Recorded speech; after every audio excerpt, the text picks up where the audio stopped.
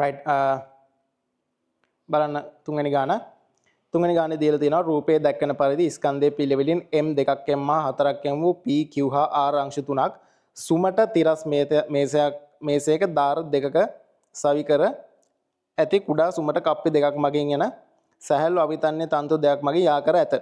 තන්තුව තදව ඇතිව පද්ධතිය නිශ්චලතාවය සිට මුදාහරණු ලැබේ.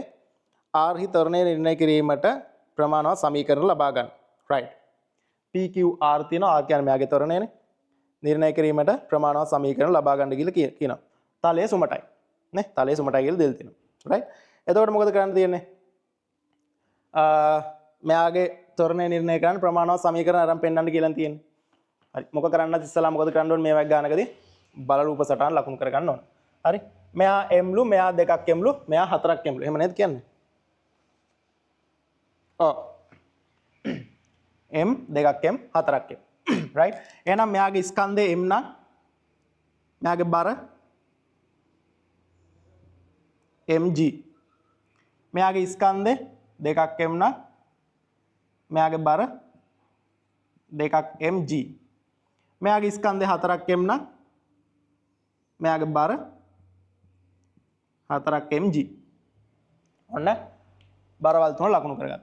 right බලන්න මේ ස්කන්ධේ මෙයාගෙන් ආතති දැන් මේ තන්තුවේ විසින් මේ අංශය මත ඇති කරනවා උඩට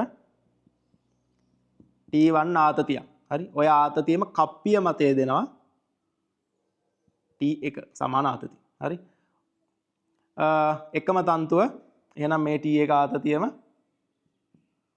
මෙයා මත දැනෙනවා. මේ පැත්තෙන් කප්පිය මතත් ওই විදිහටම T1 ආතතියක් එනවා. මේ තියෙන කප්පිය මත මේ තියෙන අංශුව මත. right T1 ආතතියක් එකම තන්තුව. මේ තන්තුව දෙවෙනි වෙනත් තන්තුවක්. එහෙනම් ආතතිය වෙනස්. T2 කියලා ගමු. එහෙනම් මෙතන T2. මේ එකම තන්තුව හින්දා මෙතන T2. එහෙනම් කප්පිය මතය දෙනවා T2ක්. මේක උදාසීන වෙලා යන්න මේ කප්පිය මතය දෙනවා මෙතන T2ක්. right ඊට පස්සේ අභිලම්බ ප්‍රතික්‍රියාවක් මෙයා උඩ ඇතිවෙනවා. ඒ කියන්නේ මේ තලය විසින් මේ Q අංශුව මත අභිලම්බ ප්‍රතික්‍රියාව ඇති කරනවා. එයා මං ගන්නම් S කියලා ගන්න. right S අභිලම්බ ප්‍රතික්‍රියාවක් ඇති වෙන තලයට ලම්බයි. ඝර්ෂණ මුකුත් නැහැ. මේ තලයේ සුමටයි. ඔච්චරයි තියෙන්නේ. බල රූප සටහන ඔච්චරනේ එන්නේ. ඊට පස්සේ මොකද වෙන්නේ? දැන් බලුවම තේරෙනවා දැන් පද්ධතිය යන පැත්තනේ. සාමාන්‍යයෙන් මේ පැත්ත බර වැඩි 4ක් mg, මේ පැත්ත mg 2ක් mg. සාමාන්‍යයෙන් අපිට දැක්කම හිතෙන්නේ පද්ධතිය මේ පැත්තට තල්ලු වෙනවා වගේනේ. මෙහෙම යනවා වගේනේ පේන්නේ. මේක මෙහෙම යනවා, මේක මෙහෙට යනවා. කොහොමනේ තේරෙන්නේ? ඉතින් එහෙම ගමු. හරි. එහෙනම් මේ 4ක් mg පහළට මේ පැත්ත පහළට A තොරණයක් තියෙනවා. මෙයා A තොරණයකින් ওই පැත්තට යනවා. මෙයා A තොරණයකින් ඉහළට යනවා. හරි. ඔන්න ඔහමනේ. හරි. ඔන්න ඔච්චර තමයි රූප සටහන. right දැන් අපෙන් අහන්නේ මෙන්න මේ තොරණේ R ගේ තොරණේ. ඇත්තටම R ගේ තොරණේ තමයි මේ හැමතැනම තොරණේ. තොරණේ එකයි. හරි. R ගේ තොරණේ නිර්ණය කරන්න එහෙම නැත්නම් A නිර්ණය කරන්න ප්‍රමාණවත් සමීකරණ ලියලා පෙන්නන්න කියලා කියනවා. දැන් මේක නොදන්න පද කීයක් තියෙනවද? T1 දන්නේ නැහැ, T2 දන්නේ නැහැ, A දන්නේ නැහැ. S අපිට හොයන්න පුළුවන්. S සිරස් බල සමතුලිතතාව දාලා මේ S සමානයි 2ක් mg කියලා ගන්න පුළුවන්. හරි S හොයන්නත් පුළුවන්. හරි. එතකොට නොදන්න පද වලට තියෙන්නේ එතකොට එසුත් හෙව්වම නොදන්න පද වලට තියෙන්නේ T1යි T2යි A. T1යි T2යි A හොයන්න නම් T1යි T2යි A අඩංගු වෙන සමීකරණ තුනක් ඕන. කොහොමද ගන්න? මෙයාට උඩට F සමාන ma දාලා, මෙයාට තිරසට F සමාන ma දානවා, මෙයාට පහළට F සමාන ma දානවා. හරි. එහෙනම් P අංශුවට සිරස් දිශාවට F සමානයි ma දාන්න. P අංශුවට සිරස් දිශාවට F සමාන ma දැම්මම මෙයානේ P T1 ඍණ mg. T1 උඩට තියෙන ඍණ mg පහළට. T1 ඍණ mg සමානයි m වතාවක් තොරණේ මේ අංක 1. හරි. ඊළඟට Q අංශුවට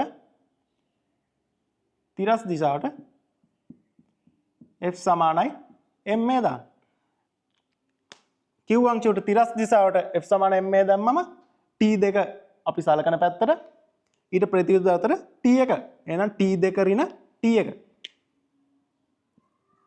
t2 ඍණ t1 සමාන ස්කන්ධ දෙකක් m වතාවක් k තොරණ මෙයා දෙක හරි ඔක්කොම එකම තොරණ වලින් යන්නේ සම්පූර්ණ පද්ධතියම එකම තොරණයෙන් යන්නේ right එහෙනම් ඊළඟට r ට පහළට